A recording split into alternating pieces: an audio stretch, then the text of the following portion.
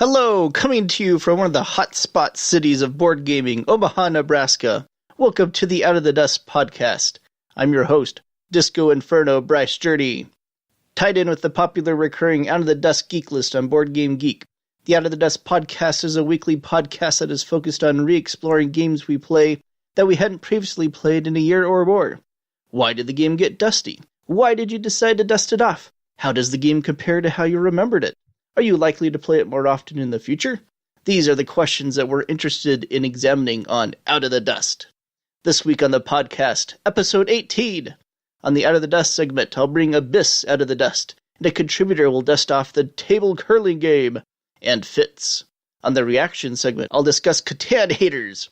On the What I've Been Playing segment, I review Scythe, Rise of Fenris. On the obscure Bryce game segment, I review Tyrus.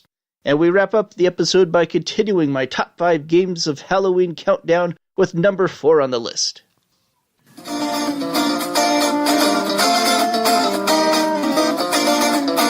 gosh, I'm a sad, different enough for me here, flexing. I had a chance to bring Abyss out of the dust recently. Designed by Bruno Cathala and released in 2014 by Asmodee, I played it several times when it first came out. Like many people, it got overshadowed for me soon after by Cathala's even bigger hit that year, 5 Tribes. I've played it only infrequently since. The last time I played this fish people-themed sci-fi set collection game was 1 year, 9 months, and 8 days ago when my wife and I introduced the game to our friends Emily and Rob. And now we've brought it out of the dust at their request.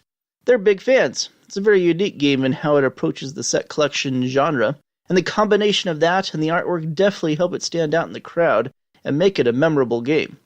We've been using the expansion since it was released, but I'm not sure where I stand on it. On the one hand, I like the wild allies, the dark pearls, and how the Leviathan operates, but I'm not convinced of the benefit of the loot deck. I like the idea of it, but it tends to wreck the tight balance of points established by the base game. A typical solid base game location might net a player 10 points or so at game's end, but a loot location might net a player 20 plus points easily. I think I would like the press your luck mechanic of the loot locations more, in regards to how they reward points, if the high point loot cards were the rarest instead of the most common. But in any event, the loot locations didn't even appear in this latest game, so we wound up with a very close game that Emily won. This is a pretty unpredictable game to guess whether it will become dusty again or not. I like it a lot, but there's so much new stuff coming out all the time that anything can get dusty. Let's see what a contributor brought out of the dust. Eric Brosius, with the username of the same name, brought a couple of unique titles out of the dust: the Curling Table Game and Fits.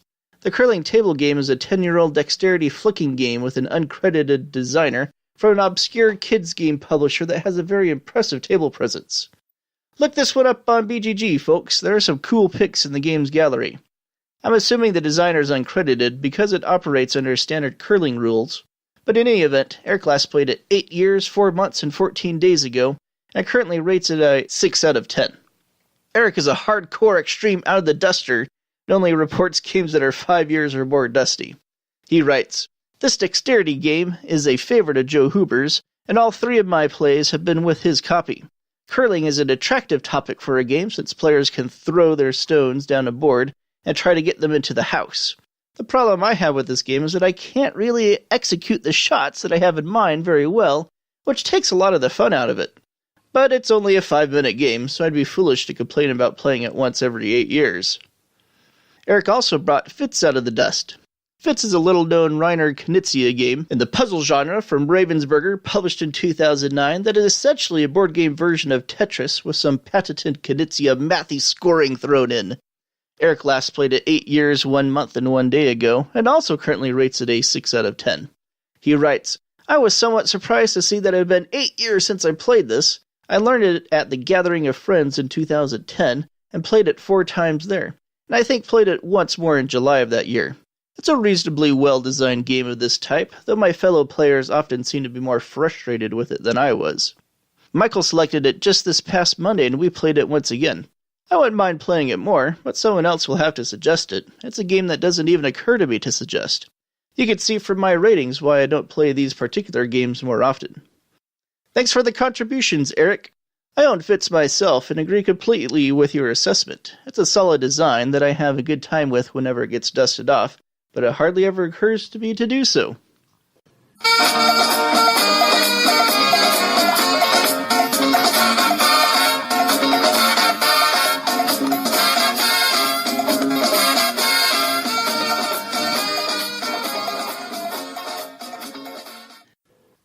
Reaction segment time.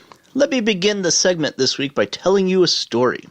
Over the weekend, I was at Spielbound, Omaha's board game cafe, playing another fun and engaging game of Western Legends. At the table next to me was a family playing Settlers of Catan. I think it was 2 kids, their mom, and her brother, the kid's uncle.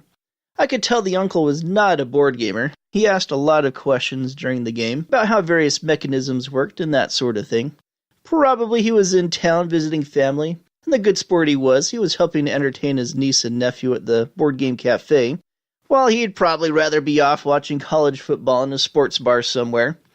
But he was a good sport about it. He was interacting with joviality with his niece and nephew, and he was having fun.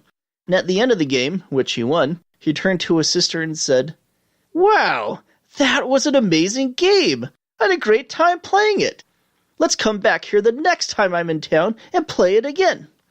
In response, his sister tells him, "You know what? We actually own this game. We could bring it the next time we visit you." And his response to that, "Yes, please do." And thus we see, over 20 years after its release, Catan is still winning converts to the board game hobby. It's still the definitive gateway game. Now, contrast that experience to this story. Later that evening, while I was scrolling through my Facebook feed, I came across a post in one of the various board game communities, just absolutely ranting and lambasting Catan for being a crappy game. These are not uncommon posts. There is a certain contingent of board gamers out there who seem to delight in slaughtering a sacred cow game every chance they get. You know what games I mean. The modern classics like Catan, Carcassonne, and Dominion. That's fine, everyone is entitled to their opinion, but these people should also know this. They come across in these rants as complete snobs. Yes, maybe you've outgrown Catan, maybe you moved beyond it, maybe your tastes have evolved to other more complex games. That's fine, but don't rag on it, pretend you never liked it, and call it a bad game. Millions of people's experiences have proven that assessment incorrect. It's like any time some ignorant kid says, "The Beatles suck." Nobody takes those kinds of opinions seriously. You don't have to like all these games, but they at least deserve your respect. They've earned that much. So don't hate on the classics, man. You just come across as foolish trying.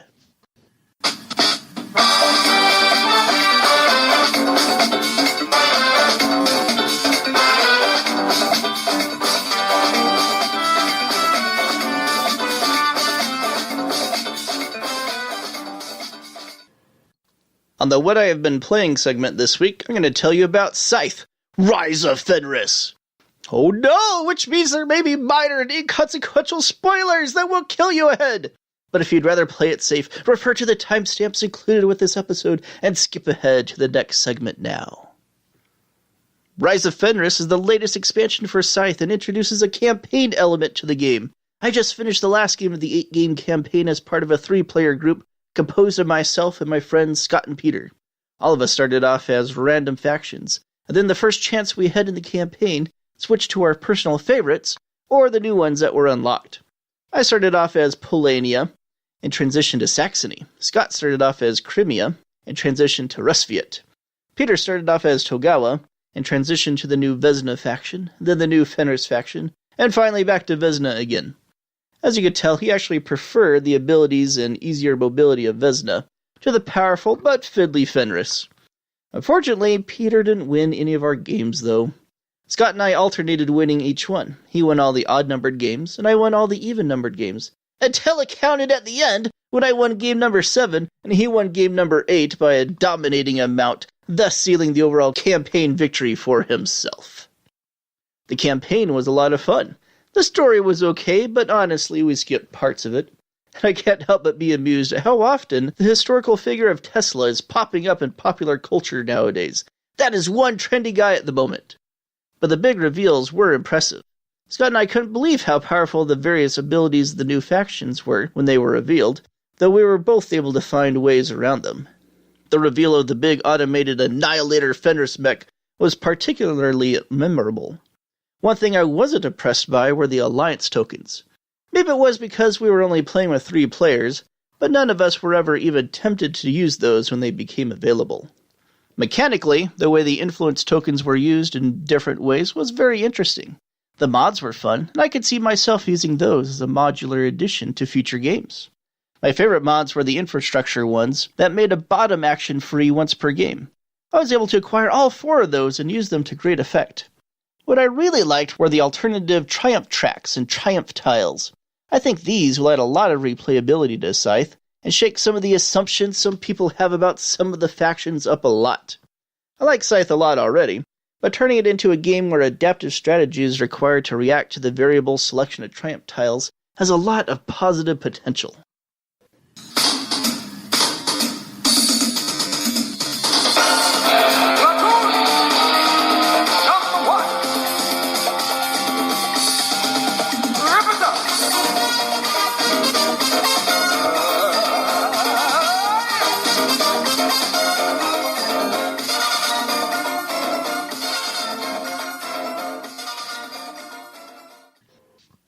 Obscure Bryce Game segment time. On the segment this week, I'm going to tell you about an obscure voting game called Tyrus.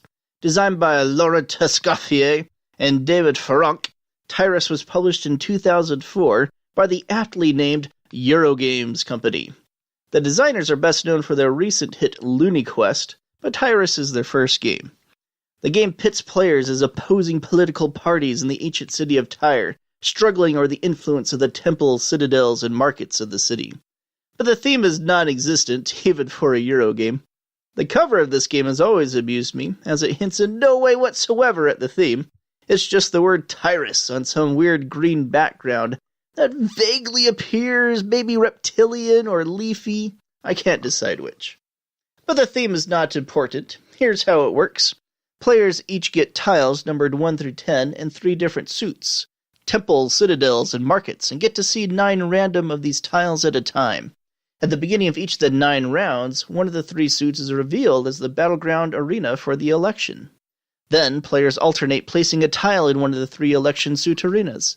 Just because an election is going to occur in one particular suit next doesn't confine a player to playing in that arena. In fact, it will often be advantageous to play elsewhere for later advantage. But after each player has placed a total of 3 tiles from their limited selection of available tiles, the election is held. Whoever played the highest sum in the arena under contention wins a vote. But wait, there's also a paper-scissors-rock mechanic at work, as each suit beats another, and thus subtracts from the sum of that suit in the arena currently under contention, if played there. Thus, bluffing becomes a huge part of the game, which also becomes very psychological. Drawing out powerful tiles while sacrificing weak ones, and placing tiles at advantageous times in other arenas that will inevitably be up for contention later is the key to success. But a player can't afford to be too conservative either, because while ultimately the player who wins the majority of the 9 votes is the winner, if either player wins 3 votes in a row, then they win the game early. Deciding when to make a move to try to trigger the game to end early can be a recipe for success or disaster. The first time I played this game, I wasn't that impressed with it. I found it at a thrift store, tried it out fairly quickly afterwards because it was a simple rule set and easy to get to the table, but just as quickly forgot about it as it languished in obscurity on my game shelves at a time early in my collecting binge when I wasn't getting rid of anything. But then I discovered the game was available at both Yucatan and Boîte à Jeux Online, and I started playing it from time to time to help me advance in the Yucatan levels, or just to kill a few minutes' time at Boîte à Jeux. And the game started to grow on me. The more I played it, the more I liked it, and the more I appreciated its elegant mechanics of deception, psychology, and strategy.